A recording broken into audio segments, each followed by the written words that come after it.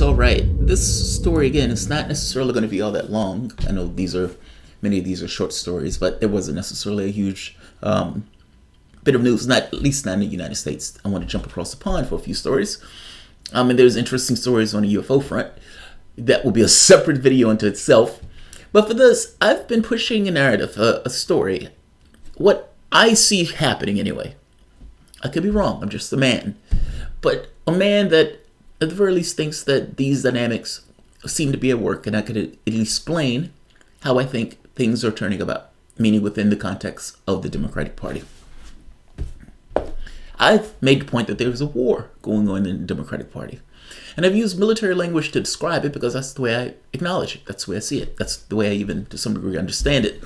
Even though it's not necessarily with bombs and missiles, still, it doesn't necessarily matter the means by which conquest is taking place. We're just talking about the fact that something is being conquered. Maybe. It's not a foregone conclusion. Anything can happen. But there's certain events that are taken into effect that are in direct conflict with one another. This is why I call it a civil war. These two things can't sit well together. Their objectives are opposite. And you see this being played out in real time in this little corner of the Democratic Party where the rest of the media is not paying attention to. Like, the amazing part to this is however this turns out, so goes America. And so goes America, so goes the world. I don't think I'm being hyperbolic. I think I'm being pretty dead on. If you get a situation where, let's say, lefties went out, do you honestly believe that the policies lefties, let's say with a head of Bernie Sanders, are going to be putting into play is going to be the same policies as, say, an Obama or a Clinton before? It's going to be something fundamentally different. The guy, for the time he's been in Congress, has been a fringe independent senator from Vermont. And you have the potential for this guy who calls himself a socialist to be president of the United States. He doesn't even take money from all of those types that was dumping money into the pockets of Obama and Clinton and Bush and Trump and etc. He's a new factor. He's a different factor. I guess my point is this. The faction that is taking control of the Democratic Party is indeed a faction.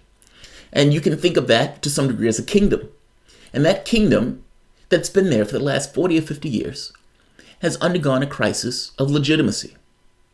This crisis of legitimacy has essentially woke the populace, meaning these lefties, who I used to call the politically abused spouse of the Democratic Party, have perked up and has started to understand their place and started to understand that the emperor does indeed have no clothes, or in this case, legitimacy.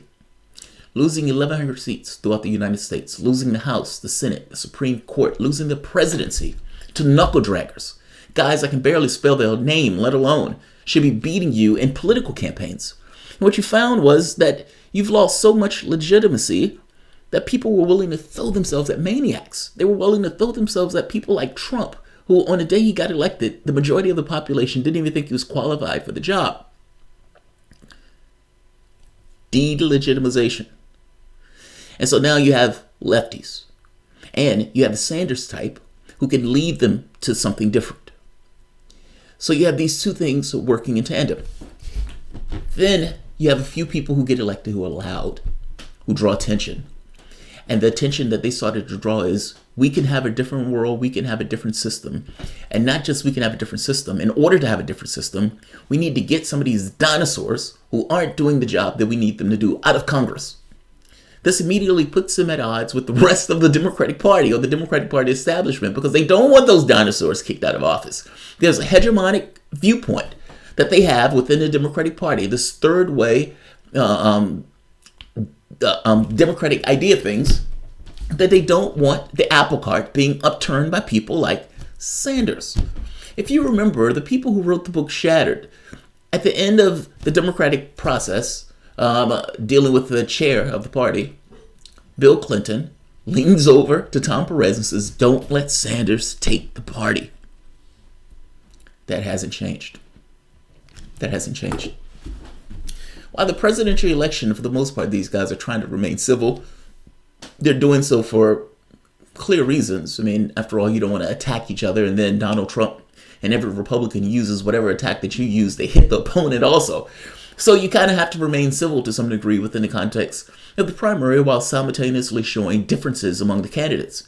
Any attack that's used by a candidate at that point has to be done in a way that's the fingerprints are not on it. Meaning you can give something to the opposition, but you can't necessarily let them know that you gave it to the opposition. I suspect that that's what's going to start taking place within this context of this race. That there will be attacks in the presidential race, but those attacks will almost be in ways that aren't necessarily have fingerprints on them, at least not in a direct way.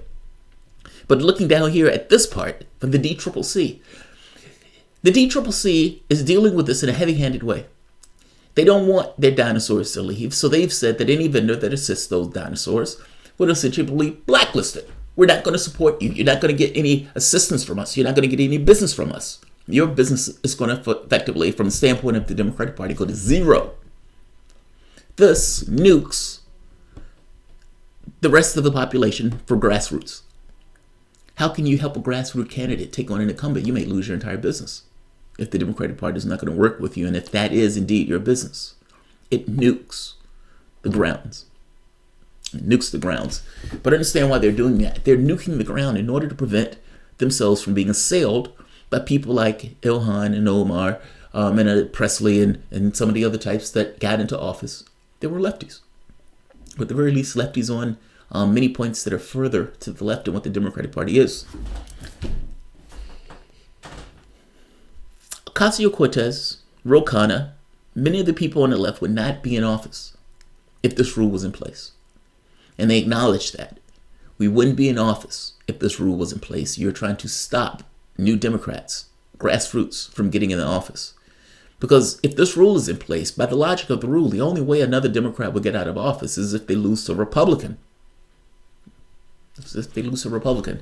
And that's Democrats in safe districts, by the way. Meaning that Democrat will be there in perpetuity while the party protects that particular faction of the party. You have other cases where a Steny Hoyer told somebody to actually get out of the race because the Democratic Party had already chosen the person for their district. This is being pushed back against. This is not being accepted. Ocasio-Cortez has come out so far as saying, don't pay your DCCC dues, meaning don't give money to the DCCC, give it directly to the candidate. You've had strong rebukes from people like Ro Khanna and the Progressive Caucus, but you have another front on this war. Kids. The kids are paying attention. Young Democrats at 40 college campuses call for a boycott of the DCCC. Now, it's not that these college kids are swimming in money, so them calling for a boycott is all of a sudden going to dry up all of the money that the DCCC has, and the DCCC is going to come back on their knees. It's more for the point of it. You know what I mean? They're trying to make a point. They're like, look, this is a bridge too far. You're trying to stop grassroots candidates from coming in office. Your castle is being assailed, and you can't deal with it in an electoral fashion. So you choose to go beyond the electorate itself and nuke the playing field. They're saying that's a bridge too far. If your castle gets assailed, maybe your castle should get assailed.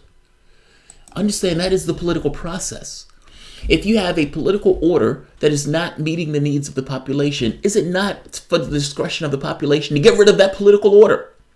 And if that political order is doing everything that it can to prevent the population from getting rid of it, then is there not more indication that there's a problem with the political order itself? I guess I'm saying the logic of this makes all the sense in the world that the lefties would be trying to turn the Democratic Party into something that can actually get some real world consequence, especially if those lefties consider the failures, the weakness, the flaccidness of the Democratic Party has been part and parcel to why Donald Trump is in office. There is a civil war in the Democratic Party, and this is just the new front that is open of that war. And just to give a small part of this. Young Democrats at 31 college campuses across the country are boycotting Democrat Congressional Campaign Committee over its decision to cut off vendors working for primary challengers. The Harvard College Democrats released a letter Wednesday calling for a national boycott to donations of the party. House campaign arm urging people instead to contribute to individual candidates until the DCCC reverses this rule. The Wednesday afternoon, 26 chapters of the College Democrats from Spelman to Arizona State had signed the letter calling for the policy calling the policy regressive and undemocratic. By Thursday, 14 more had joined, according to Hank Sparks, president of the Harvard College Democrats. And it's not that these are Bernie-crats. When Bernie Sanders was out in the town hall, they went after him. So it's not like, oh my God, we just love Bernie Sanders and so we just want to do. No. They looked at this as being a bridge too far. I'm going to put the article at the bottom so you can see it for yourself. And I've done videos explaining the rule and how the rule is going to affect people at the bottom. This is Sherry Bustos. This is the one who's putting this rule through. Now, they don't necessarily want to come out and thank her and tell her that's awesome. But behind the scenes, there's been reporting that they love the fact that they put this rule through, that this is her showing those lefties a thing or two. I think this is going to be heavy-handed, and I think they're going to live to regret this. And I don't think this is going to stop them at all. In fact, I think it's going to probably embolden them, and not just embolden them, but piss them off. Understand, if this doesn't work, and if you have Democrats that are able to find other people to assist them, they are unchained.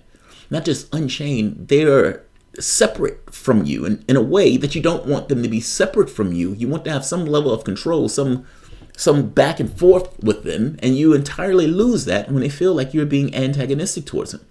Also, the more interesting question is, who is us and them, right? And what I mean by us and them is, who is the protagonists and antagonists that are in this particular thing? Because all of them are supposed to be Democrats. But clearly, there is a distinction here that is trying to be preserved. And there's something else that is trying to change that distinction. I'm calling this a war within the Democratic Party, and I think this is only going to get more pronounced as the primary continues. We'll see. It doesn't necessarily mean that the lefties are going to be successful in resoling the Democratic Party, but it also doesn't necessarily mean that the corporate wing of the party is going to be able to maintain against what seems to be a pretty heavy movement, especially with the likes of Sanders screaming in every mic that he can get his hands on. Up to this point, the narrative, they may control the dynamics of this stuff, but the narrative itself has shifted to Sanders. They are defending themselves against what amounts to narrative. If at any point Sanders takes power, then that narrative gets a little bit more oomph. But right now, there is something to be said about a narrative that is, and let me explain what I mean by narrative. It would have been unheard of for a candidate to push for Medicare for all during the time Obama was running for office. It would have been unheard of for a candidate to talk about expanding Social Security when Obama was running for office. It would have been unheard of talking about cutting the military budget. Like, these things were not necessarily on the table when Obama was running for office. This is a sea change in the way we've viewed these things, and it's taken place over the last 4 years, just from the time that Sanders has been running in this race. So I'll leave this here. Even the tax thing. Obama, enshrined 80% of the Bush tax cuts. And you have several of the Democratic candidates who are in here now who are talking about a wealth tax. Over the course of a small time period, the point of view has changed. It's changed. I'll end this here. I didn't want this one to be long. And 11 minutes is probably too long for it. So if you guys enjoy the content, please feel free to share, like, subscribe. You can always support the PayPal or Patreon. Thanks, everyone. Bye-bye.